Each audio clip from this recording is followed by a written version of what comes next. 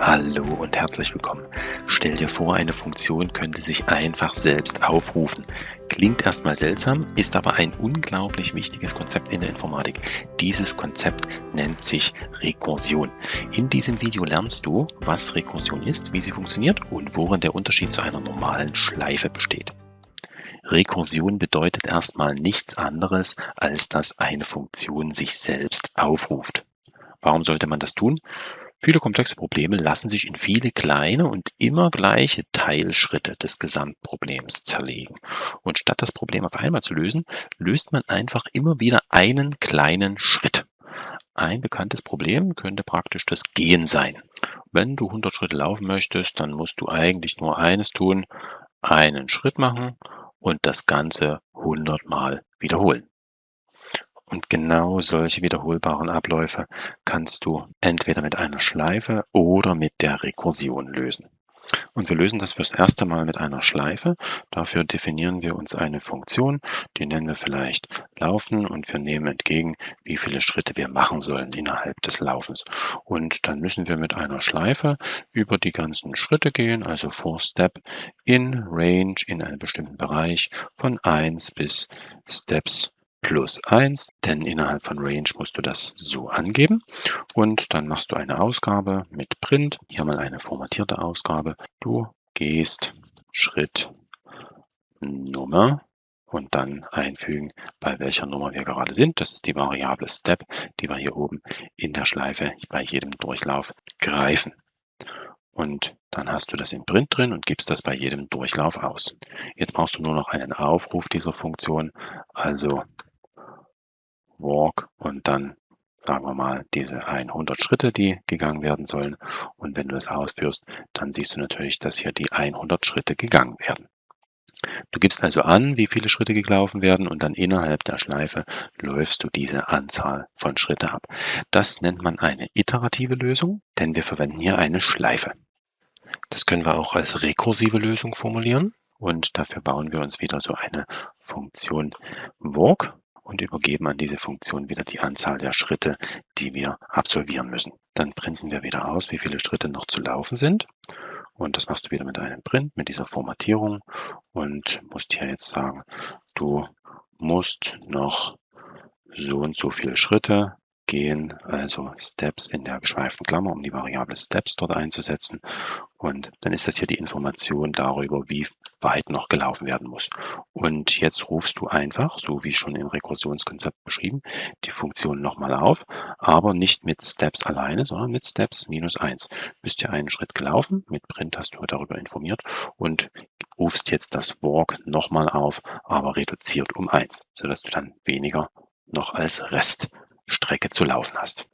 Der Aufruf bleibt gleich, hier Walk 100, wir wollen 100 Schritte laufen und das rufen wir jetzt gleich mal auf. Aber an dieser Stelle, du wirst gleich sehen, kommen wir hier in eine maximale Anzahl von Rekursionen, die hier durchführbar sind.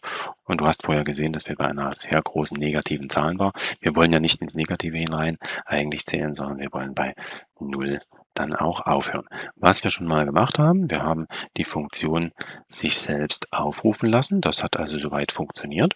Und jetzt haben wir aber, du hast es hier unten durchlaufen sehen bei den Zahlen, nicht rechtzeitig gestoppt. Das heißt, wir müssen eigentlich dann, wenn keine Schritte mehr übrig sind, auch das Laufen stoppen.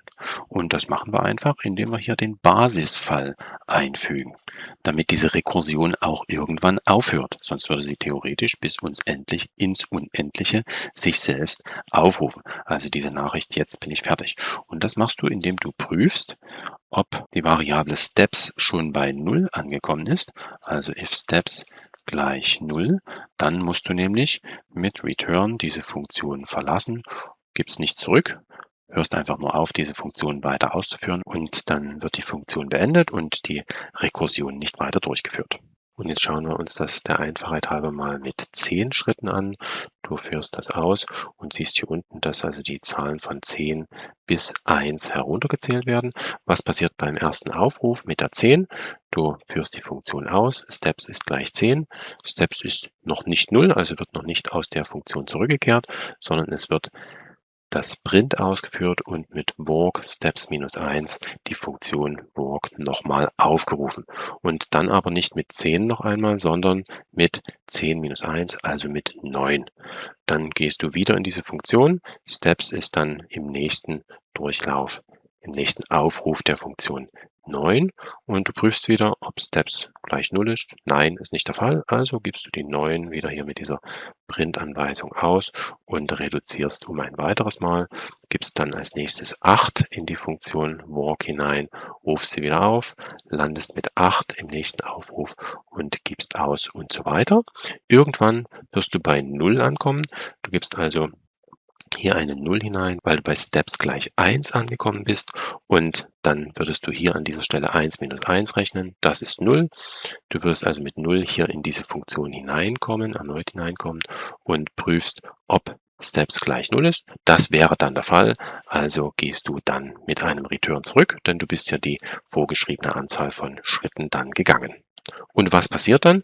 Die Rücksprunganweisung wird genau dort wieder landen, wo der Aufruf passiert ist, also hier nach diesem walk. Die Funktion kehrt an diese Stelle wieder zurück. Da ist nichts mehr in der Funktion enthalten, also wird die Funktion beendet und dann wird das mit allen anderen Aufrufen auch rekursiv wieder gemacht. Man kehrt also zum ursprünglichen Aufrufpunkt zurück und kann dann ab hier den Programmcode weiter ausführen. Hier ist das Programm jetzt zu Ende und die Rekursion damit auch beendet.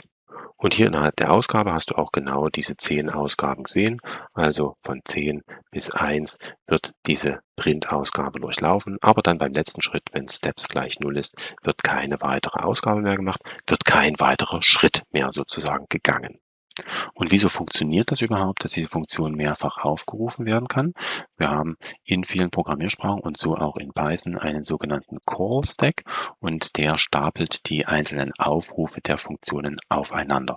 Und dann würde der Call Stack beim ersten Aufruf so aussehen, dass wir mit einem walk 10 da hineingehen, das ist ja der erste Aufruf, und dann würde abgearbeitet werden. Es würde die Print-Ausgabe gemacht werden und der nächste Aufruf für das walk gemacht werden. Und der nächste Aufruf ist ja dann das walk mit 9, also wird das auf den Stapel als nächstes draufgelegt. Und du siehst hier, ich staple sozusagen die Aufrufe nacheinander auf diesen Call-Stack. Dann kommt walk 8 und es geht entsprechend weiter, so wie du dir das hier vorstellen kannst, bis zum walk mit dem Aufruf 0. Und beim Aufruf 0, wir hatten es vorhin uns angeschaut, wird dann die Bedingung wahr werden, der Rücksprung erfolgt und dann wird schrittweise wieder das vom Call-Stack heruntergenommen, was dort drauf gelandet ist. Also wird erstmal das Beenden der Funktion mit dem Wert 0 vom Call-Stack gelöscht, dann alle anderen, bis auch die 8, die 9 und die 10 vom Call-Stack entfernt sind und dann befinden wir uns wieder an dieser Stelle, wo wir ursprünglich gestartet sind und machen dann ab hier mit dem weiteren Programmcode weiter. Das heißt, Python merkt sich ganz genau, welche Aufrufe passiert sind und arbeitet dann rückwärts beim Zurückspringen diese auch wieder ab, nimmt sie vom Core-Stack herunter, bis der Core-Stack leer ist und bis wir wieder im eigentlichen Programm sind. Der Core-Stack ist nicht unendlich groß, sondern ist begrenzt. Das heißt, bei zu vielen Aufrufen kann es dann auch zu einem Rekursionsfehler, du hast das vorhin gerade gesehen, kommen und dann wird uns nicht mehr erlaubt, unendlich oft sozusagen in diese Rekursionstiefe hineinzuspringen. Das ist ein Sicherheitsmechanismus, um das Programm nicht in einer unendlichen Rekursion ewig laufen zu lassen. Das natürlich erstmal nur als praktisches Beispiel, dass du dir das vorstellen kannst. Und jetzt schauen wir uns an, wie man das für das Berechnen der Fakultät nutzen kann. Die Fakultät, die ja dadurch berechnet wird, dass wir zum Beispiel 5 Fakultät berechnen und dann würden wir das berechnen aus 5 mal 4 mal 3 mal 2 mal 1 und das würde dann 120 ergeben. Wir müssen also entweder von der 5 ausgehend anfangen und dann runterzählen, 4, 3, 2, 1 und das jeweils dran multiplizieren oder von der 1 ausgehen und das bis zur 5 hin tun. Jetzt machen wir das hier praktischerweise von der 5 ausgehend, weil wir dann jedes Mal immer grundsätzlich bei der 1 stoppen können, aufhören können, denn das ist dann unser Basisfall.